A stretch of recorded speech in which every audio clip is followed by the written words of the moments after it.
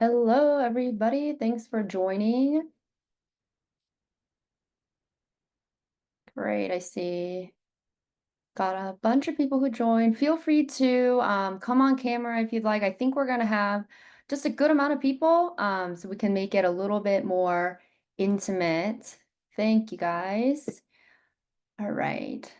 Let's just give it one more minute for people to join, and then we will get started.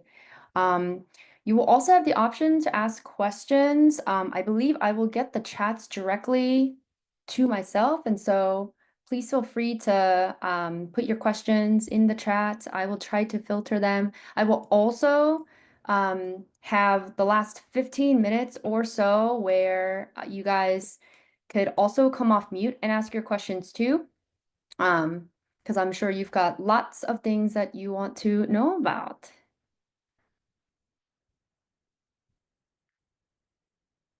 Great. All right. Well, let's get started as we have more folks joining in. Thank you so much for being able to be here with me and the community that we have started to create on Leland just in this week alone. Um, this will be the last session, I believe, closing out consulting week, or at least one of the last events. And you know, I've seen some of you guys yesterday in the events. We had a whole host of others.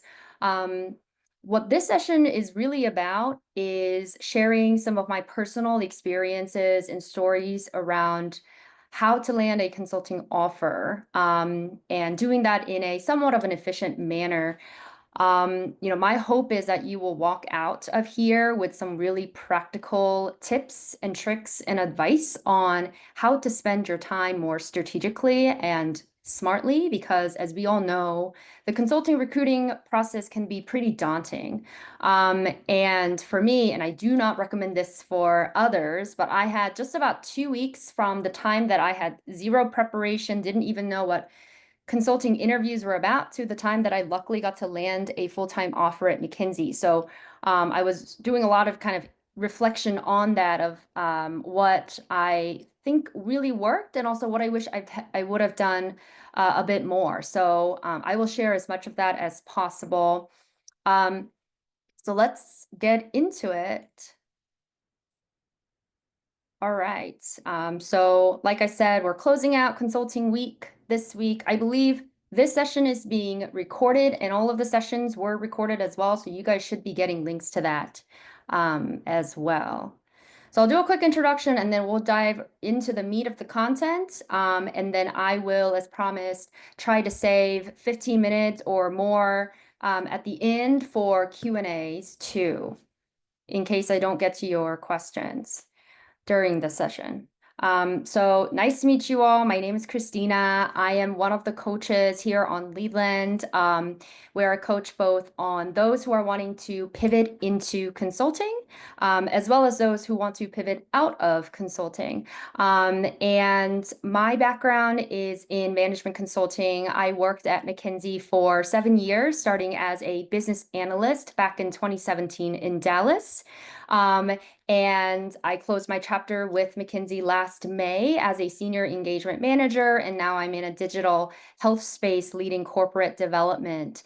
And throughout my 7 years at McKinsey, in addition to being a consultant and working for large, typically hospital systems, but also tech companies and pharma companies, etc., I spent quite a bit of my time on recruiting because it's just something that I've been really interested in. So I was in the interview rooms, making offer decisions, calling people up to offer their full-time or their summer internships. And what really struck me about doing this now as a passion project in addition to my full-time job is I would meet so many people who are incredibly stellar in what they do. And when it came to the interview prep, I recognized that sometimes they didn't have quite that interview readiness skill that they ideally would want in order to land an offer. And so that's why I'm here. I have a lot of experience that I want to share out with the folks that I work with. So my background's in accounting. I have a bachelor's and a master's and a minor in chemistry because of my kind of intersection between business and life sciences. I was an international student, and I also did not have any summer recruiting or summer internships in consulting before my full-time offer. And so, with that, I want to give you a little bit of an expectation for what you can anticipate during this session today.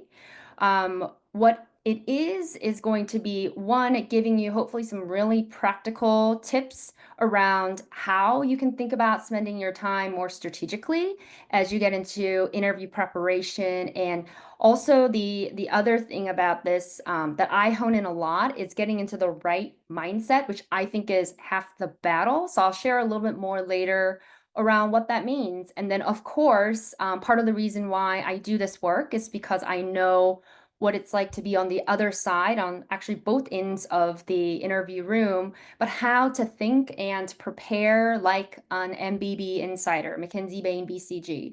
But of course, we're not only focused on those big three consulting firms. A lot of what I'm going to talk about today, I think it's fair to say, will apply to other consulting firms as well as potentially roles that are adjacent to maybe strategy types of roles or business operations types of roles that you might be looking into. What I won't cover too much today is how to land an interview. So getting into things like what does it require to get a standout resume or cover letter. There are a lot of events that we host throughout the year where you will get much more into that. But today is going to be much more laser focused on how do you get yourself interview ready in order to land an offer. Okay. So in I think life, but especially in consulting, there's this, magic of the three. So, what we're gonna dive into are three things that I really try to prioritize during the prep session. The first thing we'll get into a little bit is just getting a good sense of understanding the game. Like, what are you walking into on the day of the interview? What does it feel like? What do you anticipate? And how do you get yourself ramped up to understand and have enough knowledge base to say, yeah, I know what to expect on the interview day. The second thing we'll dive into is, of course, mastering the case. And really here, and I mentioned a little bit in the event I hosted yesterday as well, part of mastering the case is doing enough to where you start feeling like you're recognizing patterns. That's where a lot of the coaches here on Leland come in really handy because we have seen so many repetitions and so many variations of different case types to where, we can help you figure out what the patterns are. But I'll share a little bit of that today. And the last is the behavioral side of the interview. How do you tell your personal story? How do you really showcase your personality, your character, your passion in these interviews? Um, behavioral part of the interview is just as important as the case. I would say in terms of the actual assessment and evaluation, they're about 50-50. But I see a lot of my coaching clients sort of deprioritizing the behavioral part of it until later in the process, and then they regret it until they, realize, oh gosh, I need to work on this. And so, I firmly believe that behavioral part is one where you can really use it to your own strength and advantage to differentiate yourself. And I'll get into a little bit and some examples of what that looks like as well. Okay, so step one, understanding the game.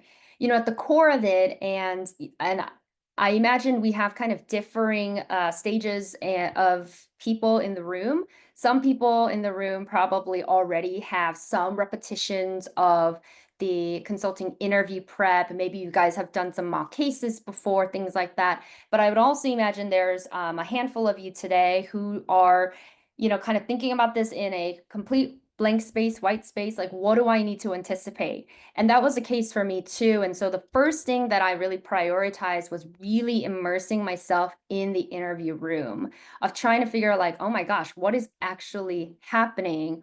What will the interviewer ask me, and how are we going to spend the time? I think it's really important to understand what the structure of the interview is going to be, the tone, and also the types of questions, that'll be asked. And really, feeling like you yourself are in that situation as well, especially as you're doing, let's say, mock case, interviews with others.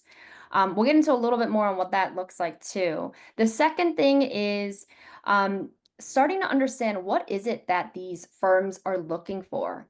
Oftentimes there's a bit of a misconception with these interviews, especially the case portion, that the way to get the perfect score in the interview is get the right answer in the case. And actually, I don't think that that's right. And the reason why I say that is because, so much of the interview is focused on trying to understand how you think, how you communicate, how you approach a problem, how you structure. It's so much more than just trying to get to the right math number. Um, it's also about the fit as well, in terms of, if you can imagine, in any consulting project, you are with your team sometimes 12, 13 hours a day, and you become sort of this like battle buddies together. And so one of the things that the interviewers really care about is trying to see, will I really enjoy spending time with this person? If we're stuck in the airport, right, together, that classic airport fit test example, for several hours, will I enjoy their presence? So really trying to see that the interview is so much more about kind of your full person and what you bring to the table.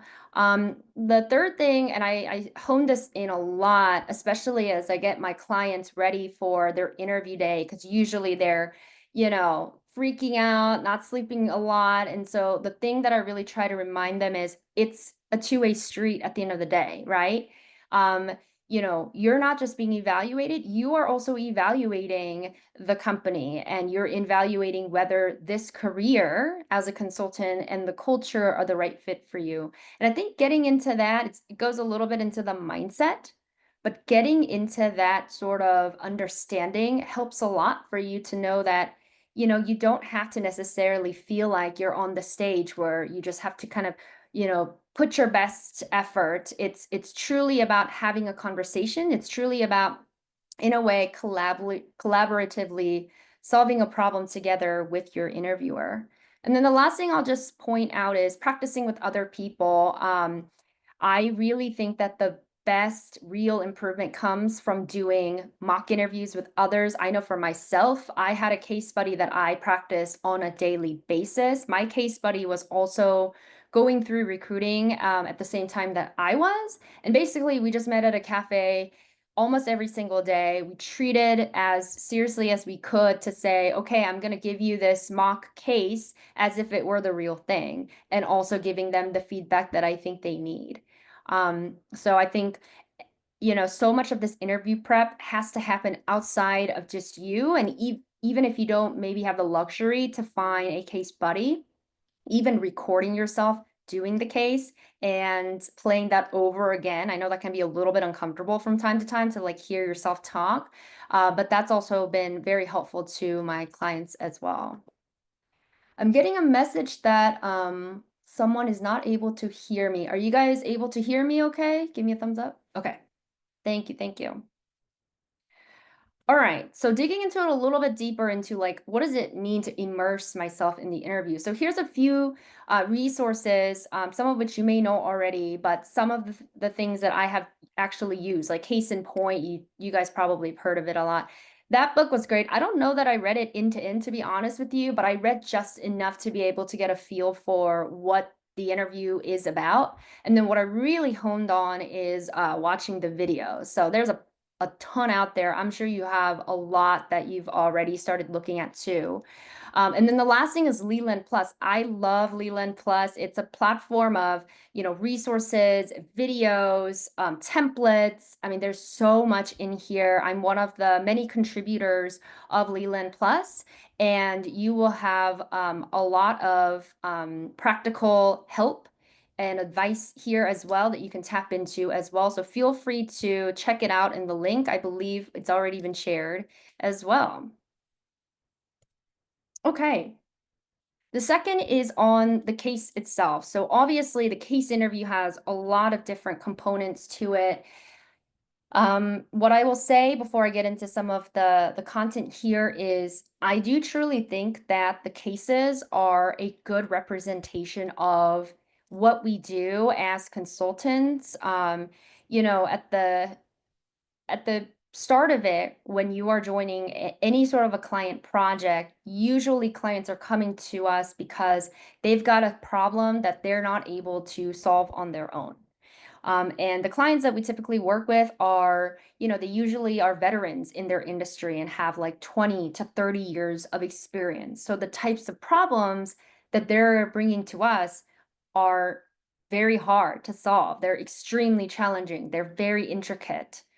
And I think what the case interview does really well is helping you start to think like a consultant of, gosh, okay, I'm given this problem. How do I actually approach it? How do I actually want to break it down into digestible chunks and pieces so I can start investigating and tackling each and ultimately get to an answer or a set of recommendation that's going to help my client. And so sometimes, we might be doing some cases that are not necessarily always in the real life. Like, for instance, I ran a case with Jeremy yesterday around like LA trying to consider being in the Olympics and what are the benefits and the costs that you need to look at. We may not be doing such cool projects at any, in all the projects, but I feel like it's a good way for you to start figuring out like, do I enjoy doing these cases? Do I like solving problems? I feel like it's a good litmus test for this career. So a few things here that I noted. First, when I think about the case, there are really three things that interviewers are testing your skills on. So I want you to remember that. First is the conceptual problem solving. So this is, as I mentioned to you earlier, how can I take a problem that is typically very ambiguous and structure it, break it down into digestible pieces so that we know what to start tackling. And you may have heard the word MECE. It comes up a lot. Mutually exclusive, collectively exhaustive. So that's the way we typically think about whenever we are setting up the problem. We want to make sure that it's comprehensive enough. We also want to make sure that one bucket versus the other aren't very duplicative of each other. They're staying as MECE as possible. So that's what it means. But largely, right, especially as you get into the flow of the case, one of the first questions it'll be asked is, okay, how would you go about structuring the problem? That's where they'll start testing your ability to problem solve conceptually and set up the problem. The second thing they're looking for is the quantitative aspect, right? So this goes beyond just whether you are good at mental math or whether you are able to set up the calculation correctly. There's a few things here. One is, are you comfortable with the numbers and data being presented to you? And are you able to communicate and have a hypothesis around how you would tackle the problem?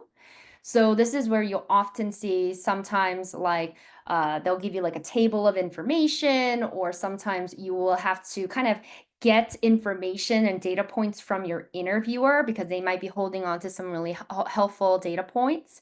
But part of it is you being able to say, all right, let me take a couple of minutes just to kind of structure how I would approach the calculation. Usually I recommend that time is when you're kind of setting up the equation, the calculation itself, and then you'll come back to the interviewer and communicate and articulate, hey, this is how I would approach it. I would look at three metrics, kind of as a way to, one, validate with the interviewer to make sure you're on the good path, and then two, they might have some of that data that you actually need. And then the last part to this is the smell test, right? So when you get to the answer, right?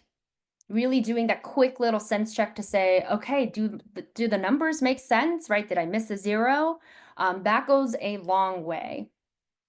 The third is the analytical piece, right? So, the interviewers are also looking for, are you able to pull insights, what we call the so what, out of data. And the data can be shown in any different ways: bars, waterfall charts, pie charts, trend lines, etc. But it's really about, are you able to, in the moment, pull out insights that connect back to the objective of the case, back to the question that the client wants to help answer. And I think this relates to the last point around hypothesis-driven communication, which is all about the fact that um, whether you are, doing the math part, or you're trying to structure the problem, or you have, a graph that you're trying to interpret, always remember that the interviewers really value those who have a hypothesis. And what I mean by that here is, when you're given the problem, as you're trying to solve the problem, you'll probably start having some hypothesis as to whether that the case is going in one direction or not. So in the case of, let's say you're having to evaluate whether Los Angeles is going to be a good city to host the next Olympic Games, as you do your problems during the case, you'll start to figure out the benefits, you'll start to figure out the costs, and then you'll start to form your own hypothesis around whether LA is a good city for the Olympics or not. And so I really encourage my clients to articulate and communicate that back and express how you're thinking about it to your interviewer, because we run on hypotheses. I mean, I remember the first day that I joined McKinsey, the advice that I got from one of the senior analysts was, Christina, if I had one advice to tell you, it would be that, always have a perspective and be ready to share it. And don't be afraid, even if your hypothesis is not correct, because then we can just build on each other and get to a better and better perspective. And I still, to this day, kind of think about that a lot. And I see that a lot of my coaching clients who do this well typically do well on the case overall. I had a question. MISI, what can you explain the acronym? So it's mutually exclusive, collectively exhaustive. So it's about, how do you make sure that when you're breaking down a problem into different buckets, that they are comprehensive as much as possible, but also the buckets aren't overlapping or duplicating with each other, to make sure that you are able to really step back, look at the problem at large. All right, so a little bit more on this case strategy. To get a bit tactical, here's what I would do and what I did back then. One, obviously, to the extent that you can, try to find a case buddy who you can practice on a daily basis, every other day, whatever cadence makes sense for you, where you and that other person are both in the right mindset to say, hey, we want to make sure that these are really helpful. So let's give each other the most tactical, helpful feedback that we can. The second thing I did, just very tactically, I had my own dedicated notebook for where I did all of my cases. And the reason for that is because, and again, I had 2 weeks, right? I didn't have a whole lot of time, but what I did was, I wanted to make sure that I could go back every day on the cases that I did and try to figure out patterns, right? Like patterns of where I might have missed things, or patterns of where I've actually done a lot of good things that I want to keep doing. And again, case to me means pattern recognition. So I think it'll be really important for you to figure out, what's the pattern for me? Like, where do I kind of fall out, or where do I overthink a little bit too much? The third is, be intentional with your paper real estate. So what I mean by that is, oftentimes I see with my coaching clients that I couldn't look at their notes, honestly. Like, there's like calculations on one hand, and there's like some buckets here on the other hand. And when you're doing this case live and you don't have a lot of time, and you have this kind of pressure to be like, form your own hypothesis and communicate it, you got to make sure that your notes are somewhat in a legible way for you to pull out the information quickly. So the way that I would say is, if you have the paper, right, I guess this is landscape. So in a landscape form, I would divide it up into 3 sections. and I would put all of the initial information that you get for that client at the very top, because a lot of that information may not be always relevant immediately. They may come in a little bit later, but you know exactly where to find that. And then any of the like framework or answers or analysis that you're doing on the left-hand side, calculations on the right. And this doesn't have to be exactly the way that you do it. Maybe you have a different style, but what I'm trying to get at is the calculations are where a lot of the messy work happens, and you might have to like rework again. Try to put that somewhere else so that you can really focus on where your core answers are going to be. And that's important because, at the end of the case, they will typically ask you, okay, so what is your recommendation? You want to make sure you've got your answers already accessible so you could just kind of spit out and communicate what you got to communicate. So that's why I say anything that's like specific that you think will be helpful for the recommendation, circle it, highlight it, whatever you do, so that it really pops out for you. Because, when you're under pressure and you don't have a lot of time, having some of these in front of you will really benefit. All right. The third. So now we're getting into the behavioral part in telling your personal story. So like I mentioned to you before, I personally think that the behavioral part of the interview is where you can really differentiate yourself. So I encourage my coaching clients to spend just as much time on really ironing out and reflecting on what your stories are going to be, as well as you preparing for the cases, which I know is asking a lot when you've got, not a whole lot of time to prepare. So let's do it strategically, right? First and foremost, let them see you. What I mean by that here is, and you'll see this being talked about with all of the coaches whenever we do panels and things like that. Really at the core, the interviewer wants to know you as a person. And so, when you're telling your story or even answering that question around like, why consulting or why McKinsey for you, try to think about how you can make your story more personal. I'll give you an example of, for me, when I had to answer the question of why consulting, the story that I gave was so my family moved here to the States from Korea back in 2003, and my parents owned small donut shop in Texas. And I remember, growing up, helping them at the donut shop every weekend, usually dreading it.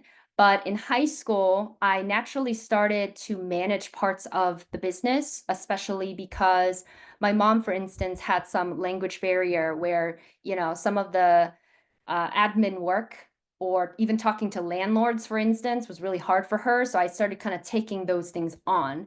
But eventually, as I was helping out my parents' donut shop with even things like making their Yelp pages better, I eventually started to help out other donut shops in our community as well, in terms of trying to get them like a better credit card machine that, would be less transaction fees, getting their marketing up to date and things like that. And, at the time, I didn't quite know that I was working basically as like a small business consultant, but reflecting back, I realized that, what I want to do is to understand what makes businesses and companies successful, and also how to help hardworking people win. And, I believe that being part of McKinsey is going to allow me to build on that knowledge so that I can make impact at a bigger scale.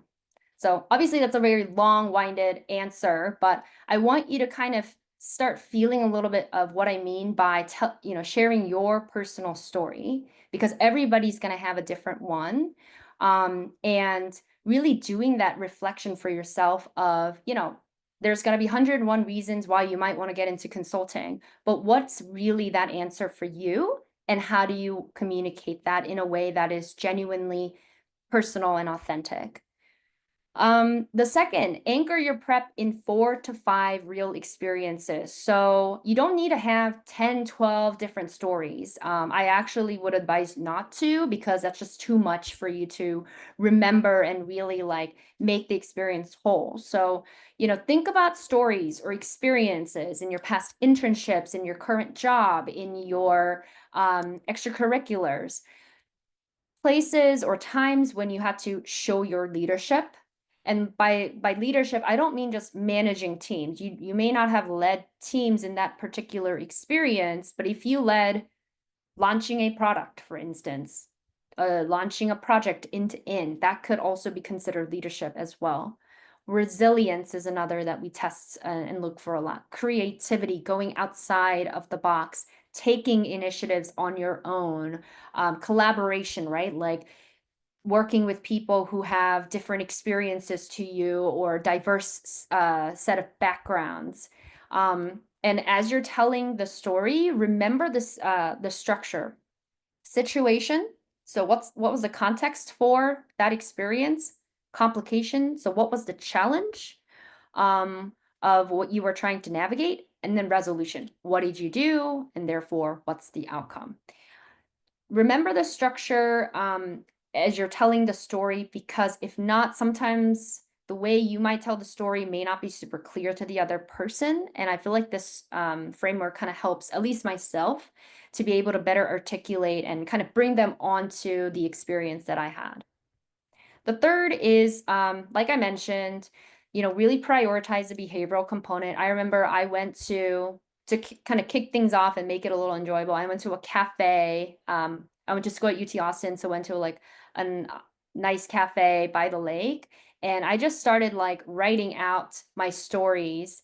Like, okay, what are the experience that really highlight me and the skill sets that I know that consulting firms are looking for? And I started there. And then I started recording myself, talking it out loud, and then obviously testing my stories with other people. And I think this is where, try not to do this solo again. I think just as a case is better if you do it with a buddy or if you do it with a coach who can really help you connect the dots together and really help you see and prioritize where to focus your energy on. I think that's the same for behavioral too. You might be telling the story and you think, oh my gosh, this story is like perfect for how, I was able to lead a team and get to a result that was incredible. But as you're talking it out loud, you might recognize it. And the coach, if you work with good coaches who know what to listen for, they will likely be able to help you reframe the story so that the specific skill sets that these interviewers are looking for are emphasized. And therefore, your strengths are also emphasized in the story as well. Gavin had a question around how long should the story be? So what I would think about it is it depends a little bit. So McKinsey has its own behavioral interview called PEI. It's a personal experience interview. It is very, very unique to kind of any other behavioral interviews that are out there, at least from a consulting perspective, where they will try to focus on one topic and go really deep. They may ask you follow-up questions as you're talking about that story of like, oh, how did this person feel about what you said? What did you say to that person? So when it comes to a McKinsey PEI, I would say start with like a 30-second to a 1-minute headline story just to validate with the interviewer that what you want to talk about hits what they want to hear and listen to, and then go much deeper into the situation, the complication, and the resolution. When it comes to like BCG, Bain, KPMG, EY, Deloitte, the behavioral interviews are a bit more of the typical behavioral interview that you see. So, there's not really a one answer per se, but try to keep your story under 1 to 2 minutes. That way you have enough room for them to also ask follow-up questions as they need to, and you're not losing their concentration. All right. I have another question here around going back to that advice I got from my senior analyst around having a hypothesis. How did you find the courage to share your thoughts or ideas during team discussions, especially if you are the most junior person in the room? Very thoughtful question here. So I'll be honest with you, I feel like, and most consultants probably feel this way, I definitely felt it, like the imposter syndrome is very real when it comes to consulting, right? Because if you think about it, not only are you in a room of like incredible like veterans and of that industry in terms of the clients that you serve, but also, right, you are working with consultants who come from like amazing backgrounds, incredibly smart. I mean, that's one of the reasons why we, wanted to get into consulting in the first place. The imposter syndrome is real, but I think what I have learned throughout my time is because the problems we're solving are so hard and very ambiguous, oftentimes they're like, oh my God, like, how do we do this? I feel like having a perspective to share is helpful than not. And so I sort of like try to push myself to have a perspective and at least be able to articulate what I'm saying. It may not be the best thing, and I may feel a little dumb saying it, but I know that whatever I said is something that we can build on as a team. And I think that's sort of the beauty of the work that we do, working in such a tight-knit team environment. All right. Okay. So the last thing I'll kind of touch upon is this mindset. I mentioned to you, mindset is half the battle. Um, So for me personally, the night before my McKinsey interview, it's like 3 a.m., right? Like I'm not sleeping at this point. I'm like freaking out internally inside. And I got to a little bit of like a come to Jesus moment where I realized, okay, well, what am I gonna lose, right? If I don't do well on this interview, it's not the end of the world for me. Um, and yeah, it's gonna suck. It's gonna be painful, but I'm gonna move on. I'll probably have other interviews. And even if not, I'm gonna figure it out.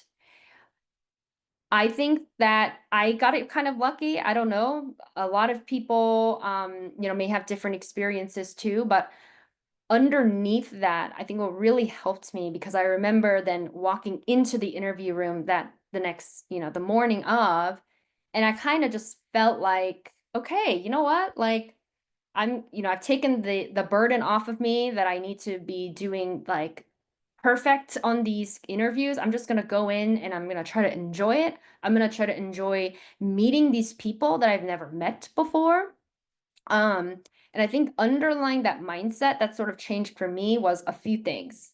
One, the fact that, like I said, on the two-way street, at the end of the day, this is truly a conversation with someone else, right? And as much as it is an evaluation, kind of getting rid of that stress for yourself or the anxiety that like you have to demonstrate and you've got to be at your A game the entire time. I feel like that sort of like lets loose of some of the wall where your personality can really shine through. Um, the other thing that I, remember thinking is as I was having conversations and the interview with the partner, um, this partner eventually became someone who's like a big mentor of mine and someone that I, learn a ton from. And so you're making a connection, right? You're making a relationship. And one way you might be able to think about it is, well, this person that's interviewing me might be someone who will become a really important part of my life. And so I don't want to make this just a transactional, like, let me show you everything I know. Like, I really want to invest in building and cultivating that relationship. The second thing related to that is the partnership aspect of it. The interviewer at the end of the day wants you to succeed. And this is what we talked about a lot. Like, if you think about how these offer decisions get made, right? Everybody that you interview will get in the same room together. And we talk about each person, their strengths, maybe their areas of opportunity. And it's actually quite inspirational a lot of the times when we talk about each candidate because we put so much care into really hoping that they're going to succeed. And sometimes we talk about, offers for like 20, 30 minutes because we want to make sure we're making like absolutely the best decision for the candidate and also for us. And so I just want you to think about that. It's yeah, sometimes you might meet someone who has like zero emotions and you're like, oh my gosh. But most of the people you meet, they want you to also succeed as well. Um, and then as cheesy as it sounds, try to have fun. Like I said, like these case interviews, for instance, they're a really good way, like litmus tests or a marker for the type of work you're going to be doing. So if it's naturally showing that you're having fun and you're being enthusiastic, it will definitely be read on the other side of the table. And of course, hypothesis first way of thinking. I can't stress this enough. It's really, really critical. So try to get in the mindset of like, always have a hypothesis, even if it's not right, and be ready to share it. Um, I got another question in terms of how important would you say networking is working at McKinsey? It's a really good question. I think networking used to be something that was nice to have, but not a must have. These days, and I mean, you guys know this better than I do, first and foremost, the job market is really hard. And that's true for consulting as well. I mean, you've probably have seen the news. The consulting industry as a whole has taken a toll the last couple of years. Um, and I do think that networking is a lot more important now than it used to be before. And it might be, getting a referral, or it might be getting connected to the head recruiter of the office that you're interested in. But I do think that putting some effort into figuring out who you want to network, and without getting into it too in depth, I also think that it's helpful to take a bit of time, a bit of a step back to think, who are the profiles of people that I would really enjoy talking to, rather than just reaching out up to a bunch of consultants or to a bunch of EMs or partners in the office you're interested in. Really taking a little bit of like a step back to say, well, I'm really interested in digital transformation, or I'm really interested in healthcare, and being more pointed in who you talk to. I think that goes a long way, because if you think about it, I mean, at any given week, you know, these consultants, including myself, have gotten like 10, 12, 15 reach out emails in any given week. And so we need to sort of prioritize who we talk to. And the more that you can sort of make that connection before you talk to the person, or even doing research, because a lot of the times these firms, they publish articles with those partners or managers and others. So doing research and be like, hey, I read that article that you posted about X topic, I'm really interested in it, would love to know if you might have 10 minutes to talk to me, right? Just making that connection more real. Again, like everything else, networking should not be transactional. It should really be intentional of you trying to cultivate a relationship that you want to. Okay, so now we can wrap up a little bit. Um,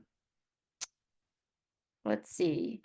I've got this one page here. I try to put together like a very high level schedule. This isn't fully encompassing how I spent my hour by hour, but I want to just give you a sense of like, if you actually have only 2 weeks, then how you might want to spend your time. So, start with immersing yourself in the interview room as much as possible. Just get a lot of reps in on like, what does it feel like to walk into the interview room?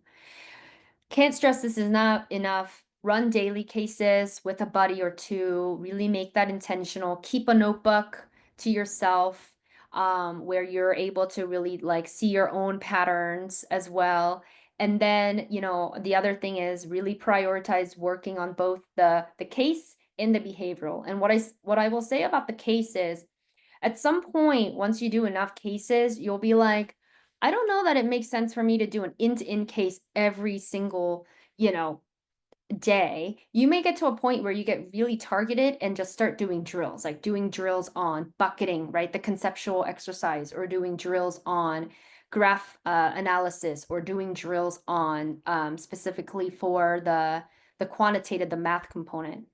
And I think this is also where working with a coach can be really, really helpful, because what we can do is kind of formulate a very tailored coaching plan for you. So right now I'm working with someone where we're just doing drills because he feels and he's ready enough about doing mock cases, but he has some very specific things that he's trying to work on. So we're just doing a bunch of drills together. And so think about like what style of preparation is going to help you the most, because there's not really a one size fits all in this case. And of course, as always, I think on the behavioral side too, to the extent that you can, trying to test some of the stories with your coaches can help a lot, especially if you have a McKinsey PEI. I would highly, highly recommend you work with a coach, myself and others who know exactly what kind of skill sets that they're looking for in each of the 4 topics that they're looking into. So with that, let me just do one more page and then let's open it up for questions. There is another upcoming session happening next Wednesday at 5 p.m. Pacific time. So if you guys joined Jeremy and myself yesterday, I interviewed Jeremy on a mock case interview. Next week, I am going to be interviewed by Jeremy doing a McKinsey behavioral interview called the PEI. So feel free to join that. I feel like it should be helpful, even if you aren't necessarily thinking about or have an interview coming up with McKinsey, like it helps a lot to hear from other people on how they might be telling their story. Okie dokie, we've got 15 minutes. I have seen some questions in the chat, which I'm happy to go into. I also want to offer the opportunity, if you would like, to come off mute and ask your question. If you guys want to do that, maybe raise your hand and then I will try to get to you. And while we do that, let me try to answer some of these questions. How important does your alumni network play a factor when applying to consulting firms? I think on this question, Eric, it is just only as helpful as you make it to be, in the sense that, um, you know, I would say if you've got a pretty strong alumni network, really try to leverage that, like whether that's from your past schools or past companies, really leverage that to try to talk to people in the firms that you're interested in. That's a very strategic way to really leverage that. Okay, I think I have one.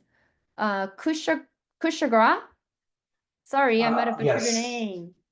No problems at all. First of all, thank you so much for doing this info session. It was wonderful to hear your experience, especially the 2 weeks. That's absolutely insane. And I apologize for the no camera. It's not working today. All My good? one question was for the behavior specifically, how do you balance emotion in a story? So, like enough emotion to connect with the person listening to the story while not being a sob story or coming up as wanting pity. You were cutting off a little bit for me. Can you repeat the question one more time? Yes. So for behaviors, for like star questions and stuff, how do you balance emotion in a story so that it's emotional enough to connect with somebody listening to it without coming off as wanting pity or a soft story? Oh, that's a really good question. Yeah, so how do you kind of strike the right balance of bringing in enough emotion to the behavioral story so that it can really show who you are, and also as a way to connect with other people? Gosh, I don't know that there's a necessarily one right answer. I love where you're coming from though, because at the core of it, like some of the most powerful behavioral interviews or stories that I have heard, do strike a bit of that emotional, yeah, I think do strike a bit of that emotions. I mean, I don't think the expectation is you need to go and make your interviewer cry with your story, but I think the more that you can be authentic and sometimes vulnerable in what you are sharing, the better. Of course, there's always a balance to that, right? And so I think that's why it's helpful to maybe talk and test your stories with someone else to see how they might perceive it. But I love the heart of the story, which is, this isn't just about, oh my goodness, like I was able to accomplish this really amazing project and this everything, I've done for it. I think it really is about sort of hitting some of like and really demonstrating your EQ and how you think about something or how you approach a problem, both with your IQ and your EQ combined together. Thank you for, Absolutely. Thank you so much. It was a very vague question, but your insights were very helpful. of course. Okay, I see Rebecca. Hello, thank you for the time and Of course. chance to ask questions. I want to ask about how do you have any tips or trick how to nail the initial interview? Like we know in the initial interview, just for online, they give us cases and we have time to tell about ourselves. But I ever tried. I ever got two chance for BCG and Bain this year, but I failed to nail those of them. Do you have any insights how us could stand out in the initial interview? Thank you. Yeah, it's a good question. How do you stand out in the initial interview? And there's a few pieces depending on which company that you interview with, right? Some companies, they will do the what you call the initial HR screening, where you talk to the recruiter to see whether you're a good fit or not. Some companies, they will give you a link to their online assessment. And some companies may go straight into the actual interview prep itself. So it depends a little bit, right, on what stage. If it's, you're doing an HR screening call, treat it like an actual interview, but focus much more on the behavioral part of the conversation, right? So in the HR screening, they will likely be wanting to ask about walk me through your resume, like tell me about your story. Why are you interested in this company? Why are you interested in consulting? So prepare strategically, right? Like you kind of know already what kind of question they might want to explore. So have some of your talking points rehearsed, practiced. They may also ask a situational behavioral question too. It's like, oh, tell me about a time when you took an initiative, or tell me about a time when you worked with someone who had an opposing opinion to yours. How did you resolve that? So having some of your stories kind of tightened up before that call is really helpful. On the online assessment, and specifically for Bain, BCG Bain, they have their own version of it. And this is to kind of figure out how you problem solve in an online context before you actually meet with an interviewer to do the case and the behavioral. There's a lot of resources online out there. I believe Leland Plus also has online assessment like insights, like what to expect, what types of skill sets to test. Highly recommend that you do your research before you do the assessment, because that is a part of the evaluation. And then obviously, how do you actually nail the actual interview itself? We talked a lot about it today, but just to recap a few things. One, really to the extent that you can, showcase who you are, your personality, your experience. Definitely you want to be, and this is a good rule of thumb, I would say. When you apply for these consulting companies, I usually say try to be like 65 to 85% ready with the actual interview steps, because things will start moving really fast. Okay, I'll take one more and then I want to go to some of the ones in the chat. Anna, Paula. Hi, I don't know if you can see me. Well, first of all, thank you so much, Christina, for the time you're taking. I'm tuning in from Mexico, and for me, it's like really cool to have spaces such as the one provided by Leland to just, connect and hear people that are already working in the consulting like industry and how I can do so too from Mexico. I have a really quick question regarding, I know we didn't talk specifically about like resumes or our curriculum, but I wanted to know, since some of us are applying from like internationally, let's say, and we're doing so by submitting our resume online, how can we avoid it being overlooked by artificial intelligence or recruiting softwares when we do so that way? And if there would be like a different like choice, maybe keywords we should be using, something like sort of that line of questioning. Yeah, absolutely. It's a really good question. I think at the core of it is, how do you stand out in your application so that your resume, your cover letters are not overlooked? There's a few things. One, of course, when we look at the resume, there are specific things that these consulting companies are looking for, right? At the core of it, some of the most common feedback I provide to my clients when I review their resume are a few things. Number one, think about your audience. So the first people that's going to be looking at your resume are usually recruiters. And so make sure that the language that you have on your resume is something that someone who is outside of your field of expertise can understand. So any sort of like acronyms or industry specific lingo, I would really try to like put them into layman's terms. Secondly, outcome focus. So your resume should be, to the extent that you can, quantified with impact, right? So what's the outcome that you made in that project? So I, you know, I see a lot of like, oh, I, built out this Excel model that analyzed pricing for this client. That's not really telling me what the outcome or the impact was. It's telling me the process of the work that you did, but what was the outcome of that Excel analysis? That, did it generate, I don't know, like $1,000 worth of initiatives? Did it actually generate $1 million of potential initiatives, right? Like there's a difference in what that could mean. And then the last thing, right, it goes back to like, what are the skill sets these consulting firms really prioritize? They care about your leadership ability. They care about entrepreneurship, which doesn't necessarily mean that you've started a club or an organization or a startup. It means, are you someone who has taken an initiative? Are you someone who is, hungry for starting new projects? It can be so many kind of different variations of that, but that's one example.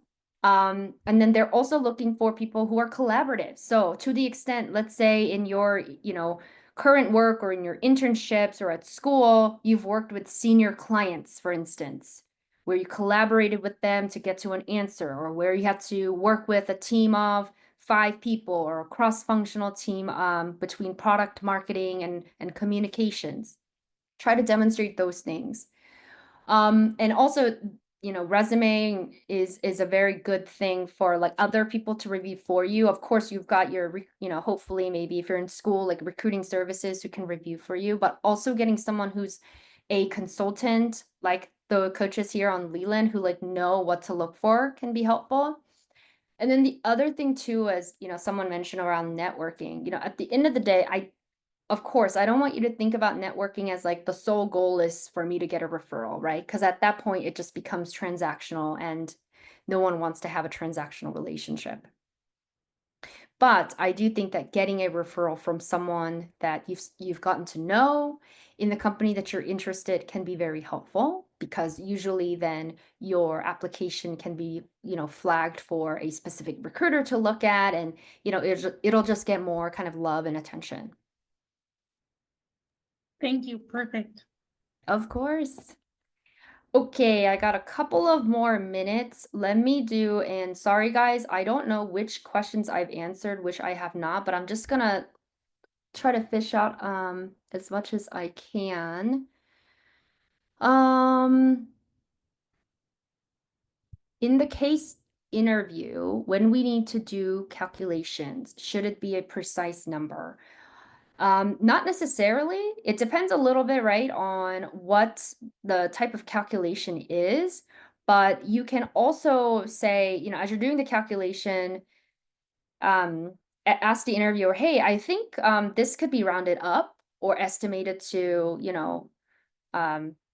the next round up digit. Do you mind if I make that calculation? It's always good to test with the interviewer. Rarely are they looking for like a very precise number, because again, we want to know whether you're comfortable with numbers and can do mental math to a certain extent, but we're not looking for like precision necessarily. Okay, what else? Where can we get resources to practice dissecting data, math drills? Does Leland have resources? Yes. Leland Plus has resources, definitely. But also, like, for instance, I, as a coach, and many of the coaches here have their own drills and homework and pre-work that they like to give to their coaching clients. And so you've got that. Obviously, there's a lot also outside of coaching itself. Like if you want to Google like, math drills or mental math drills, there's a lot of like helpful YouTube videos out there too that I have seen before. What else? Are there some red flags not to do while you are recruiting? What would be your advice for raising freshmen? What are some of the quality and value that stands out? Red flags of what not to do during recruiting. Um, I feel like there's not a whole lot. I mean, at the core of it, right, it is about there's a level of professionalism that exists in consulting, right? Because, we are in a client services for sure. But I don't know. I feel like, consulting is one of those industries where, for instance, like you could be a music major, you could be in theater, or I don't know, like something completely different than business and still do amazingly well in consulting, and they will still look at your resume. So I feel like there's a lot of flexibility that comes with this career and how consulting firms approach recruiting broadly. So and then maybe the last thing is, if you're in school on campus, there's usually like coffee chats and networking events, things like that. I would highly recommend you join those too, because not only are you going to get a good read on those companies, but you will also kind of put yourself out there and be more, remembered as they look at different applications. Okie dokie, guys. I am up on time and I want to be respectful of everybody's time. I know some of these questions I have not been able to get answered. Please feel free to message me on Leland and I will get to you as soon as I can. But thank you so much for your time, all of the amazing questions, especially those who were able to get off mute and come and ask your questions. Thank you so much for that. And I really hope best of wishes on all of the recruiting and fun adventure that you will have. And I hope we have a chance to cross paths again. Thank you Thanks, so much. guys. Thank you. Thank you. Bye.